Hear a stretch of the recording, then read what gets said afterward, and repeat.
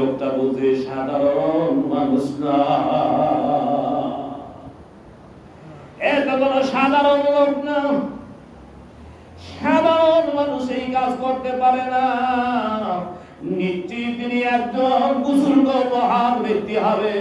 তখন পরিচয় দিছে, হুজুর আপনি কে? তখন তার পরিচয় দিছে। তখন বলে আপনি আমাকেও আপনার দলভুক্ত করে না। ঈসা আলাইহিস সালাম তারে কালেমা পড়াইছে, লা ইলাহা ইল্লাল্লাহু ঈসা রূহুল্লাহ। কালেমা পড়ে হেরো তার দলভুক্ত করে দিছে। বলে সুবহানাল্লাহ। এইবার বাদশা দেখেন পামসারা করছে কি। ওই দেশের বাদশা ছিল বড় জালেম। দেশের মানুষের উপরে ট্যাক্স বসাইতে বসাইতে মানুষের নিতে দিতে এমন হরজা করছে, এমন ট্যাক্স নিয়ে হয় না, বোঝেন নেই? এমন কি ট্যাক্স নিয়েও হয় না। শেষ পর্যন্ত বাদশাহ নির্দেশ দিছে, আমার রাজ দরবারের যত কর্মচারী আছে সমস্ত কর্মচারী সৈন্য সমান্তরে এক একজনের কাছে দায়িত্ব দেওয়া হবে। এক এক বাড়িতে প্রত্যেকে যখন যার ভাগ্যে পড়ব সে এই কর্মচারীদের ওই দিনের খাবার দিতে, যদি খাবার না দেয় তাহলে তারা মৃত্যুদণ্ড দেওয়া হবে। আচ্ছা সবাই কি পারে? বিশাল ধনী যারা হারে নিলে ভালো, কিন্তু গরিব মানুষ দিন হারে দিন খায়, এবারে বারো হাজার হাজার এই শত শত মানুষের খাওয়াইতে ভালো নি। এরকম ট্যাক্স বসাইতে বসাইতে আমার কথা সুযোগ চলে না, চলে দেয় না। চারিদিকে কেমনে বসাইতেছে, বিদ্যুতের দাম বাড়া, ট্যাক্স বাড়া, ওইটা বাড়া, এইটা বাড়া, ব্যাগ বাড়া। আমার খাইতে খাইতে সুস্থ সুস্থ এমন হোটেল দিয়েছে, আমার কয়েকদিন সারা সারা ভিজুবার দরজা খেজুর। এবার খেজুর দোকানদারে কয়, তা হুজুর গত বছর খেজুরের যে প্যাকেট 100 টাকা নিচে ভ্যাট, এইবার সব সরকার সেই প্যাকেটে 1400 টাকা দিচ্ছে। ঠিক আছে, তাহলে এই টাকাটা করবো কার? ভাবলি কিন্তু নিব, তাহলে আমরা কেউ দোয়ান দেওয়ার কিন্তু হইতে এই 1400 টাকা ট্যাক্সটা বসাইলো একটা প্যাকেটের ভিতরে।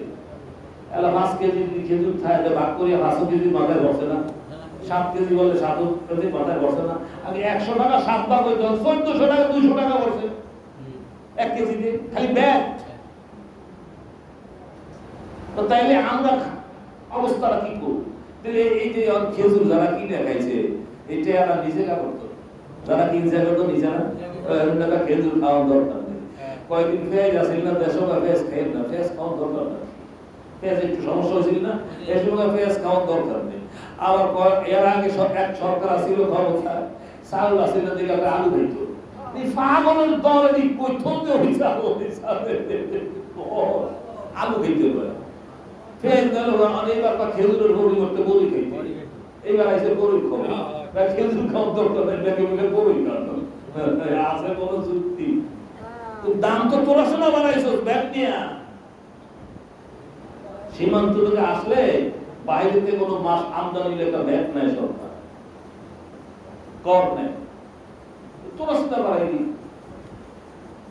দেশ চালান তো লাগবে, দেশ চালাইলে চালাইব কিন্তু বান্ধব তো খালি ঘুরালে সোরের দলেরা সব চুরি করে খেয়ালা। তখন কি আর দেশ তো চালানো লাগবে, আমাদের উঁচু শ্রেণীতে দেশ চালায় কথা বলতে। সরকার গেছি গা, আমি কবি সাল্লাহ সাল্লামের খবর কইতে কইতে গেছি গা। তো ঈসা আলাইহিস সালাম যে ঘরে থাকে একদিন সেই ঘরের বাগে পড়ছে, গরিব মানুষ, ও ওখানে জায়গা দিছে কোন রকম থাকার লেগে, আসহায় মানুষ এসে জায়গা দিছে।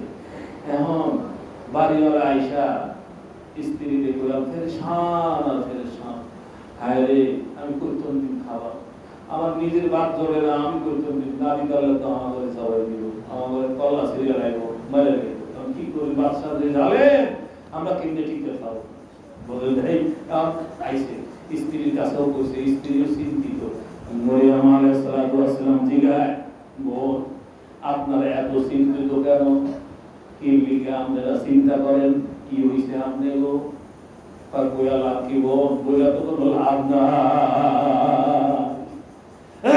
বলেন না দেখি, হয়তো আমরা উপকার তো করতে পারি, আপনারা এটার কি উপকার করবেন?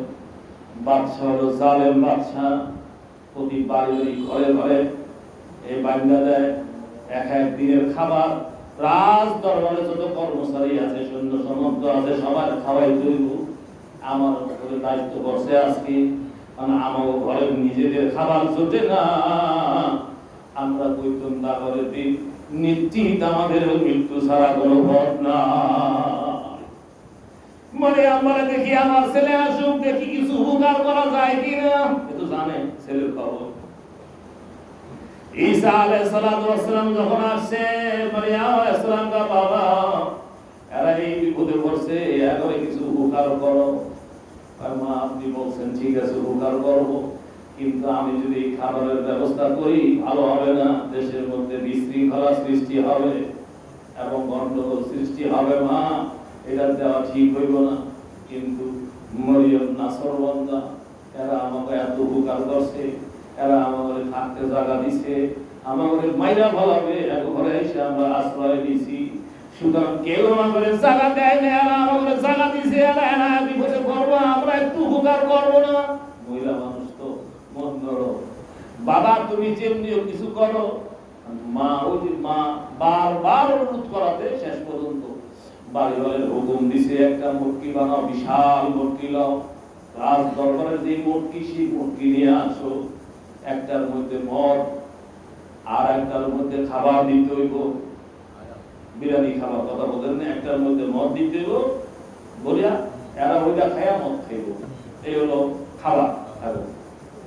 বিশাল দুইটা মটকি আনাইছে ওই রাজ দরবারের। আনায় ওই মটকির মধ্যে বলাবাড়ি করে সব মটকিরা ভর্তি পানি ভর্তি করে রাখতে। ঈসা আলাইহিস সালাম নির্দেশে বাড়িওয়ালা তোমরা মটকি বসছে, বিশাল দুইটা মটকি করে রাখছে। সকালবেলা যখন আসছে তারা নেওয়ার জন্য, কারা সৈন্য আসছে খাবার নিতে, বলে যাও এই মটকি দুইটা নিয়ে যাও। মটকি দুইটা খুলে ছায়া দেখে একটার মধ্যে সুন্দর বিরিয়ানি আর একটার মধ্যে সুন্দর মদ নেই। নিচে সেখানে নেওয়ার পরে সবাই খাইতে দিচ্ছে। এত মজার তো টেস্ট।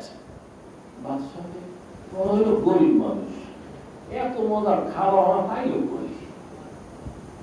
কথা বলেন নাই, এত মজার খাবার পাইল কই?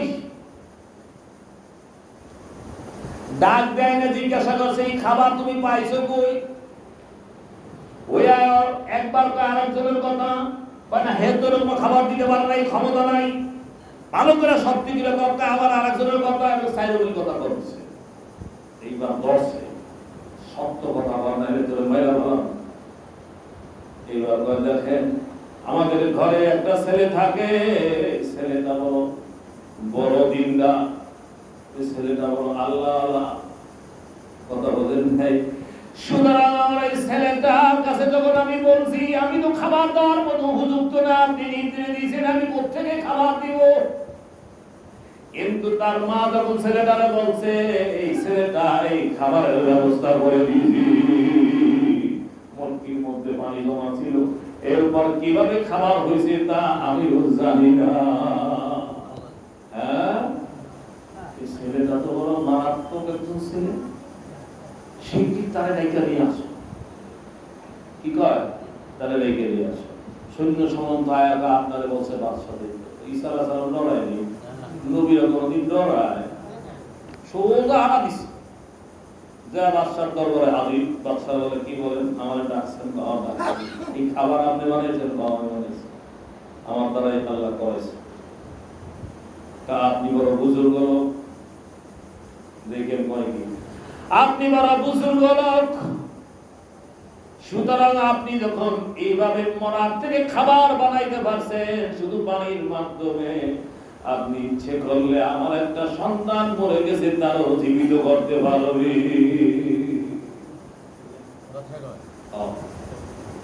আমাদের আল্লাহ ক্ষমতা দিছে। সুতরাং এই কয়েকদিন আগে আমার ছেলেরা বলে গেছে, আমার একটাই মাত্র সন্তান, এই সন্তান দানে চাইছিলাম আমি এই বাদশাহীটা দিয়ে যাবো, আমার রাজ্যটা সে পরিচালনা করবে, কিন্তু এই রাজ্যটা পরিচালনা করবকে আমার সন্তানটা মরে গেছে। আপনি যদি জীবিত করে দেন তাহলে আমার বাদশাহীটা তার কাছে দিয়ে যাবো। ওদিকে দেশের মানুষের হিসাব হলো এই জালেম আমার করে জুলুম করতে করতে শেষ করে দিছে।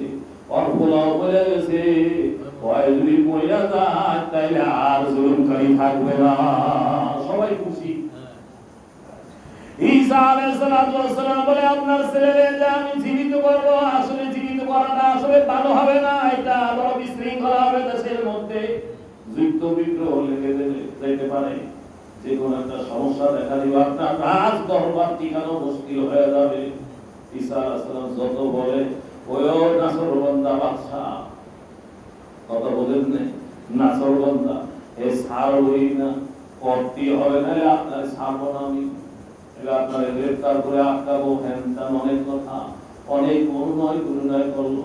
শেষ পর্যন্ত ঈসা আলাইহিস সালাম বলছে যদি আমি আপনার ছেলের জীবিত করে দিই আমাদেরকে আপনি ছাড়বেন, আমরা যথায় ইচ্ছা তথায় চলে যাবো, আমাদেরকে কিন্তু আপনি আটকে রাখতে পারবেন না।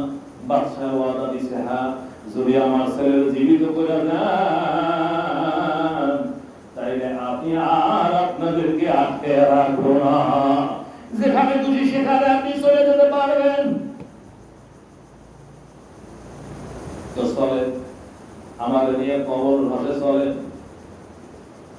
কবর কিনারে গেছে আর ঈসা আলাইহিস সালাম আল্লাহর কাছে হাত তুলে দোয়া করে বলে কুমবিহিল্লাহ, কারণ আল্লাহ তার একটা মুজিজা দিয়েছিল, মৃত্যুর জীবিত করতে পারতো। কথা বলেন নাই? হ্যাঁ, কয়েকটা দিছে তারে মুজিজা। এই বলবো আমি আজকে কোরআন শরীফে আছে, বলবো সেই কোরআন শরীফের আয়াতের মধ্যে আছে, কোমার ব্যাখ্যা করব যদি আল্লাহ কবুল করে। এইবার জীবিত করছে, যখনই জীবিত হয়েছে ছেলেটাকে আবার কোন উঠছে রাজ দরবারে, যখন উঠছে দেশের মানুষ তো খেপছে, আহারে এতদিন পর্যন্ত আমরা জুলুম সহ্য করেছি, হিসাব ছিল ও মরে গেলে সন্তান তো মরছে, আমরা জুলুম থেকে বাঁচবো, এখন যে সন্তান আবার জীবিত হয়েছে, সুতরাং জীবিত যখন হয়েছে ওর সাথে আর আপোষ নাই, সবাই লাঠি ছোড়াও, অস্ত্র শস্ত্র নাও এবং যুদ্ধের জন্য প্রস্তুত হয়ে যাও। সবাই অস্ত্র শস্ত্র নিয়ে বাদশার উপরে হামলা করছে, যেটা আগে বুঝি একেবারে পুরা সৈন্য সমান্তর উপরে হামলা কইরা উভয় পক্ষে ক্ষত বইতাছে আর যুদ্ধ চলতেছে। এই দিন ঈসা আলাইহিস সালাম এর মারলে সম্পদ কথা বলে খাই নিয়ে তাকে তো দিব কিছুক্ষণ পরে বারে জীবিত তো করছে ঈসারে দিয়ে অনেক তো আমায় করি ওই করছে এই কাম, ওই না করলে হইতো না। ঈসা আলাইহিস সালাম কি ইচ্ছা করে করছে, বিপদে পড়িত করছে। এটা কি আর পাবলিক মানে পাবলিকের মায়ের হিসাবের ভাই, এটা কথা আছে না ইয়ার হ্যাঁ লাগু থাকে এত কেন একটা সব আবার বিশর গেছে। এইদিকে বাদশার উপরে হামলা করে পুরা দেশ একবারে বাদশারও শেষ, বাদশার গোলাও শেষ, সৈন্য সমস্ত যা আছে সব ধ্বংস করে দিয়েছে। জনগণ খেলছে না, জনগণ যদি একবার খেয়ে আল্লাহ দিয়ে হাতে লয়, দেশ স্বাধীন করছে কেমনি ৭১ সালে কি বাঙালির হাতে আসিল কিছু বাস লইয়া লাঠি ছোটা লইয়া পাকিস্তানি গুলো গেছে পিটাপিটি মারামারি মুক্তি বাস লইয়া লাঠি লইয়া পিটা এক দশে গেলি হামলা পিটা আর কুত্তা হামলা। এরপর শুনে আস্তে আস্তে কিছু অস্ত্র হাতে আছে, প্রথম তো বাস আর লাঠি বিলি করছে। পাবলিক যদি একবার খেয়ে দেয় আর সব যদি খেয়ে দেয়, সৈন্য আর কয়জন মানুষ আর মারব, মরলে মরবো, এমনি তো মরবো তো মরি, কয়জনের মারবো গুলি দিয়ে। আচ্ছা কম যদি এই দেশের 18 কোটি মানুষ, এই 18 কোটি মানুষের মধ্যে বেশি লাগবে না, খালি 2 কোটি মানুষ রাস্তায় নেমে যাও, প্রশাসন পুলিশ টুলিশ আর্মি টার্মি যা আছে সব অস্ত্র আলাদা হবে, কি কথা ঠিক না? খালি 2 কোটি মানুষ একদিন হঠাৎ করে রাস্তায় নামো, আরে জনগণ যদি একবার খেলে জনগণ কুস্তি করে হারে, আর না একবারে ফিরিয়ে পড়ে সব আল্লাহ গিয়েছে, সব শেষ। ঈসা আলাইহিস সালাম আবার কাছে গিয়ে মিশরে কি হলো বুঝেন নাই? এবার সে দাওয়াতটা কেমনে দাওয়াতটা শুনুন। ورسولا إلى بني إسرائيل أني قد جئتكم بآية من ربكم أني أخلق لكم من الطين كهيئة الطير فأنفخ فيه فيكون طيرا بإذن الله وأبرئ الأكمه والأبرص وأحيي الموتى بإذن الله وأنبئكم بما تأكلون وما تدخرون في بيوتكم إن في ذلك لآية لكم إن كنتم مؤمنين.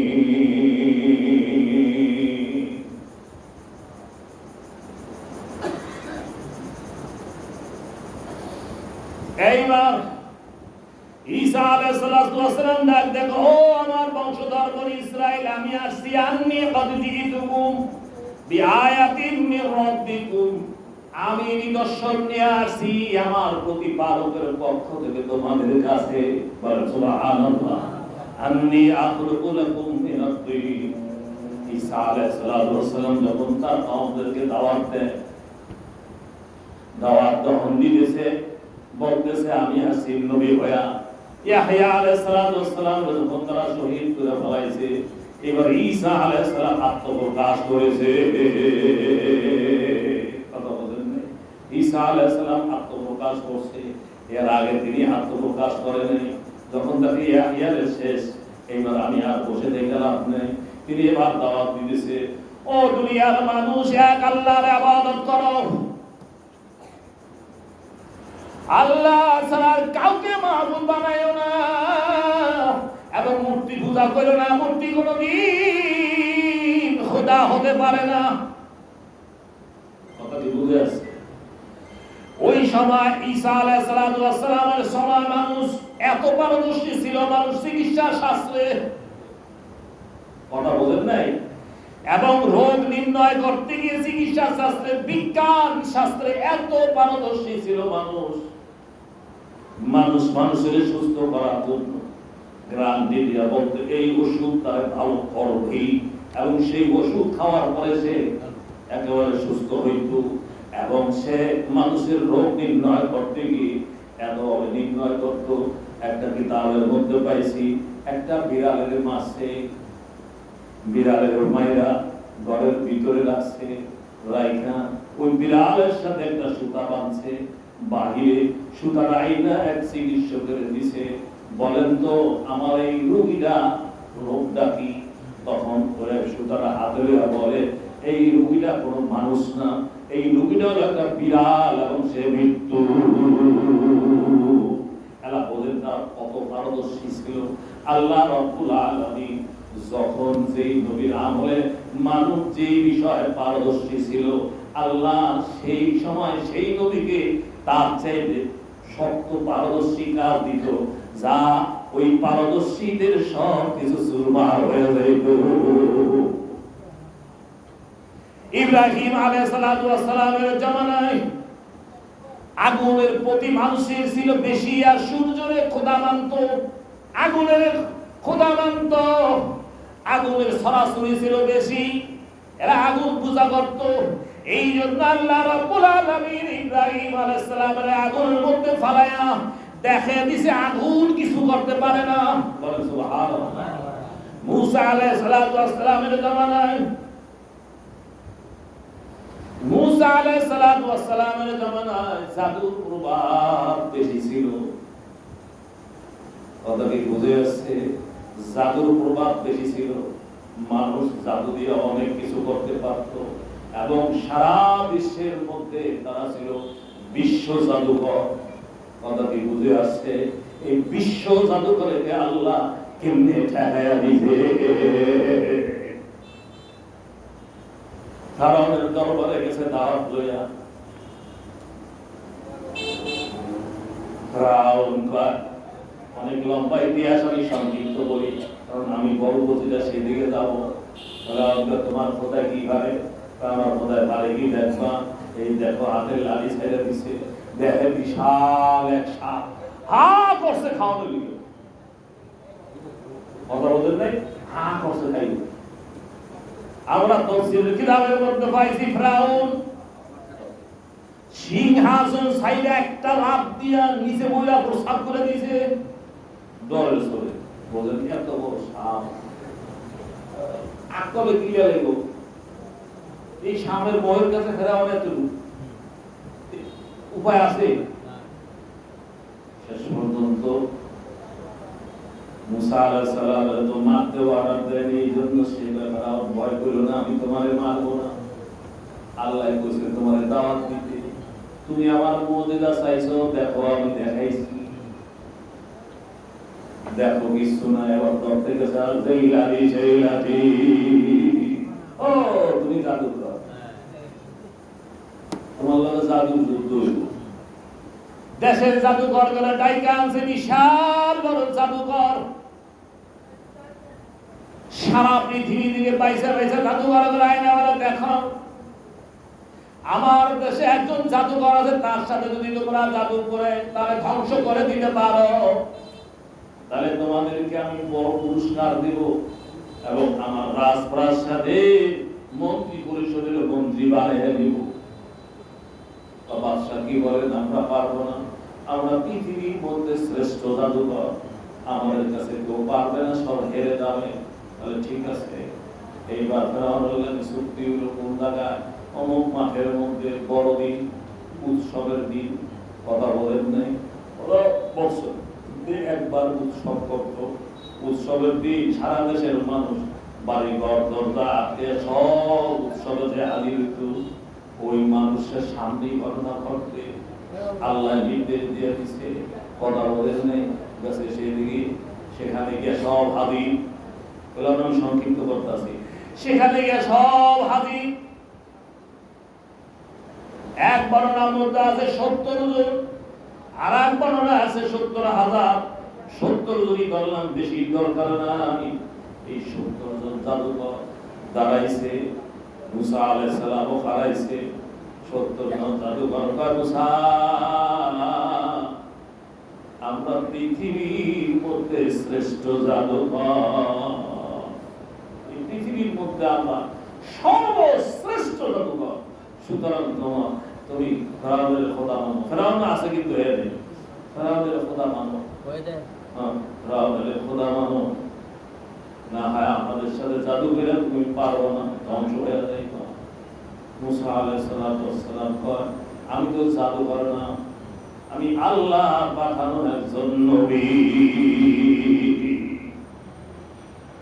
তারা বলে আমাদের সাথে যুদ্ধ করে পারবে না, ধ্বংস হয়ে যাইবা। মুসা আলাইহিস সালাম কে ইনশাআল্লাহ আমার সাথে তোমরা যুদ্ধ করে পারবে না। 12 জন লোক লয়ে হারাইছে, তার সাথী একা, তো 12 জন তো কিছু বলতে না, একা হারাইছে। কেমনে? মুসা আলাইহিস সালাম একটা এরিয়া দিছে, কুণ্ডলী দিছে, এর ভিতরে হারাইছে। বরাবর তাহলে শুরু করো, কারণ মুসলমান কোনদিন আগে হামলা করে না, সুতরাং তুমি শুরু করো। জাদুকররা জাদুগিরি শুরু করছে, বিশাল বিশাল সাপ বানায় পাঠায়, বিশাল বিশাল অজগর বানায় পাঠায়, বিশাল বিশাল বাঘ হিংস্র প্রাণী বানায় পাঠায়। হুঙ্কারের সাথে পুরা মাঠ থর থর করে কাঁপতেছে, কিন্তু বাবা রশিরে বানায় বানায় পাঠায়। ওই রশি, ওই যে কুণ্ডলী দিছে দাগ দাগ পর্যন্ত আইসা আবার উপরে কইরা যেই রশি সেই রশি হইয়া না, বাঘ আছে ওই পর্যন্ত আইসা রশি হইয়া যায়, বিশাল সাপ আছে ওই পর্যন্ত রশি হইয়া যায়। ওরা যা করছে বয়া বয়া খালি দেখছে। মুসা আলাইহিস সালাম কিছু কয় নাই, কিতাবের মধ্যে আছে, কোরআনে আছে, মুসা ভয় হয়ে গেছি। কিন্তু আমি বলছি, মুসা রে ভয় পাওয়ার কোনো কারণ নাই, আমি আল্লাহ তোর সাথে আছি। মুসা ভয় পাইছি, কোরআন শরীফে আছে, আয়াত আছে, মুসা ভয় পেয়ে গেছিল, কিন্তু আমি আল্লাহ বলছি তোর সাথে আছি, তারে সাহস দিছি। বলো সুবহানাল্লাহ। এ দেখলে ভয় না হয়ে উঠেছে, আয়াত মুসা আলাইহিস সালাম তো খাড়াই রইছে, আমি মুসা বলে তো হিসাব দিয়ে বলতো আর বলে কি কথা ঠিক কি, কিন্তু এ তো খাড়াই রইছে।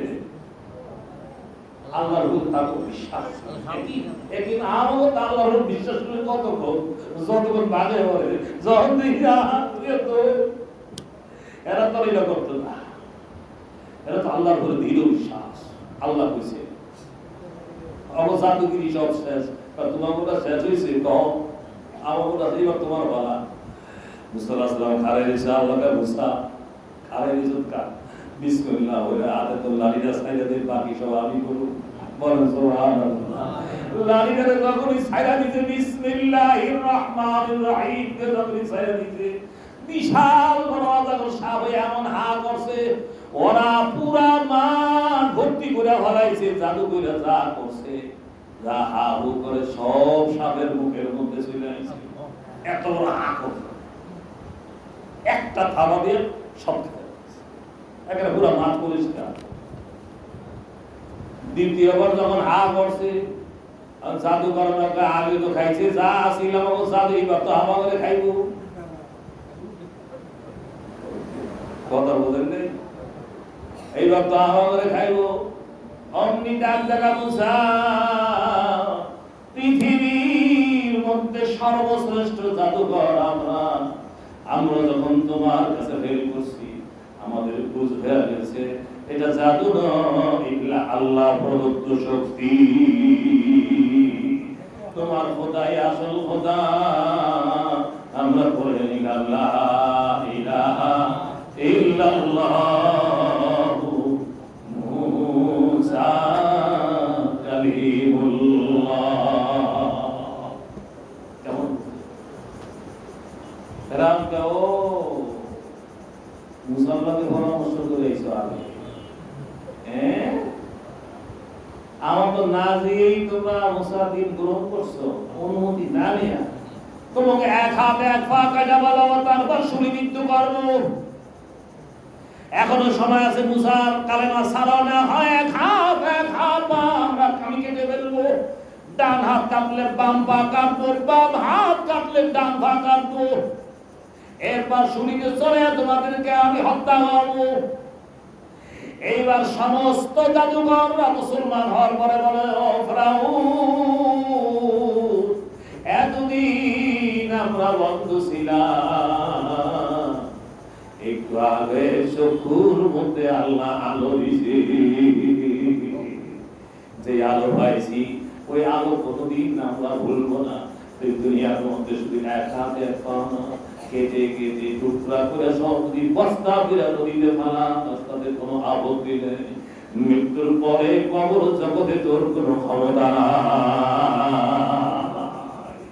একটু আগে যারা ছিল ইসলাম বিরোধী, আল্লাহ বিরোধী, কালেমার অ্যাকশন কি, কালেমা যখন কলিজার মধ্যে ঢুকছে, জীবন দিতে প্রস্তুত হয়ে গেছে।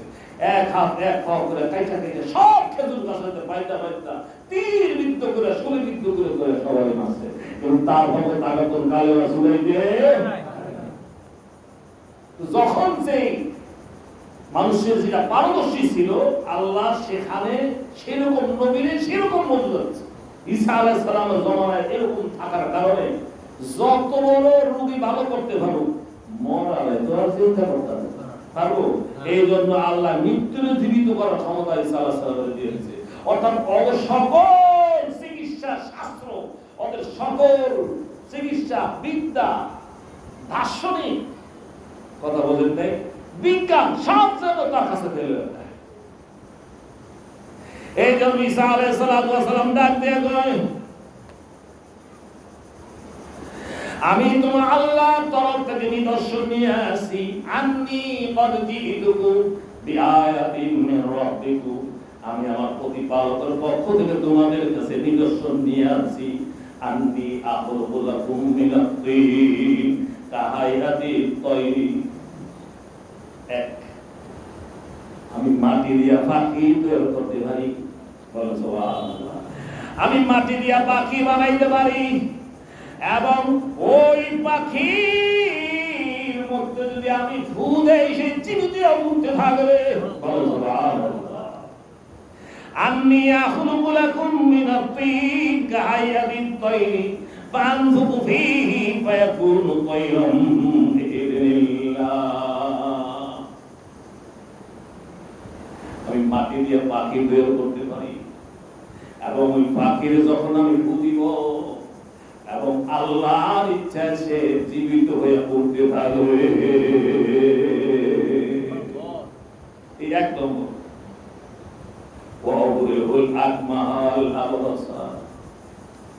আমি কুষ্ঠ রোগীকে সুস্থ করতে পারি। কুষ্ঠ রোগী সে তো কুষ্ঠ, জন্ম অন্ধকে আমি আল্লাহ ভালো করতে পারি। বলেন একটা মানুষ জন্ম অন্ধ, ঠিক আছে তোমরা একটা কাজ করো, সে তো কুষ্ঠ রোগীরা আমার সামনে নিয়ে আসো। ঈসা আলাইহিস সালাতু ওয়াস সালাম যখন সামনে আসছে, ওই শ্বেত কুষ্ঠ রোগীর দেখার সঙ্গে সঙ্গে তিনি যখন আল্লাহর কাছে দোয়া করে ফু দিয়েছে, দেখে কুষ্ঠ রোগী ভালো হয়েছে। লা ইলাহা ইল্লাল্লাহ, লা ইলাহা ইল্লাল্লাহ, লা